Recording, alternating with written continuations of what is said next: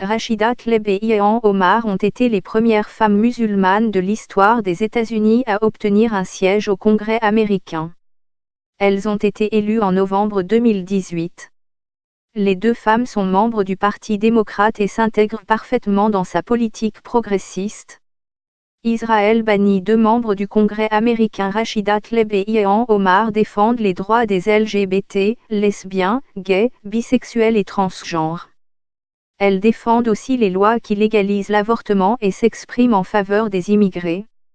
Mais il y a une question qui les distingue des autres membres de leur propre parti au Congrès, ainsi que des membres républicains, Israël. Les deux femmes dénoncent ouvertement le traitement réservé par Israël aux Palestiniens. Il n'y a que ces 2 membres, au Congrès américain, pour soutenir publiquement le mouvement de boycott dirigé par les Palestiniens contre Israël. C'est ainsi que Rashida Tlaib et Ilhan Omar sont devenus les premiers parlementaires de l'histoire des États-Unis à se voir interdire l'entrée en Israël.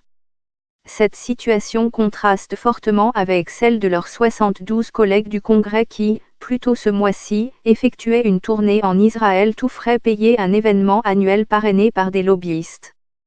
Ilhan Omar et Rashida Tlaib prévoyaient de se rendre en Israël pour visiter les territoires palestiniens sous occupation israélienne, Jérusalem et la Cisjordanie.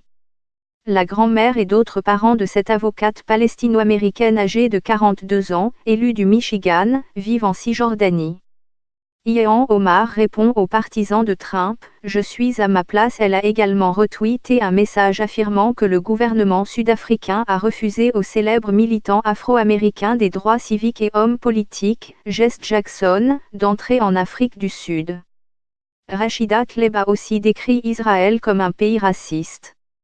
Elle s'attire ainsi la colère de certaines personnes qui la traitent d'antisémite. Dans cette controverse, elle a trouvé sa meilleure alliée en Ilhan Omar, une élue du Minnesota, âgée de 38 ans, portant le hijab et arrivée aux États-Unis en 1995 en tant qu'enfant réfugié. Elle dit considérer l'interdiction d'entrer en Israël, pour elle et Rashida Tlaib, comme affront. Rashida Tlaib trouve ironique qu'Israël, un pays qui se prend pour la seule démocratie au Moyen-Orient, prenne une telle décision, qui est une insulte aux valeurs démocratiques. Une élue américaine victime d'islamophobie plus tôt cette année, elle a tweeté un message insinuant que le Comité américano-israélien des affaires publiques, un groupe de pression pro-israélien connu surtout sous le sigle EIPAC, utilisait des incitations financières pour promouvoir un programme pro-israélien. Elle a fini par Twitter des excuses sans équivoque, remerciant ses collègues de l'avoir éduquée sur l'histoire douloureuse des tropes antisémites. Elle a dit que son intention était de critiquer les lobbyistes, pas les juifs. C'est la 2e fois que cette femme somalo-américaine présentait des excuses après s'être fait tirer dessus pour ce que ses détracteurs considéraient comme un tweet antisémite. Après son entrée au Congrès, un de ses articles de 2012 a refait surface, dans lequel elle avait écrit « Israël a hypnotisé le monde, qu'Allah réveille les gens et les aide à voir les mauvaises actions d'Israël ». Le tweet a coïncidé avec l'opération Pilier de la Défense, menée par Israël contre Gaza, au cours de laquelle 6 Israéliens et 158 Palestiniens dont au moins 30 enfants et 13 femmes sont morts, selon un bilan des Nations Unies. Le plus virulent et le plus bruyant envers les 2 femmes, c'est le président américain Donald Trump, qui avait exhorté Israël à leur refuser l'entrée dans son territoire. Une Somalienne au Congrès américain. Trump a qualifié les 2 congressistes de déshonorantes et a déclaré que ce serait faire preuve d'une grande faiblesse si Israël autorisait Omar et Tlaib à entrer dans son territoire. Le Premier ministre israélien, Benjamin Netanyahou, a déclaré que la loi anti-boycott était utilisée pour interdire aux 2 congressistes américaines de visiter le pays.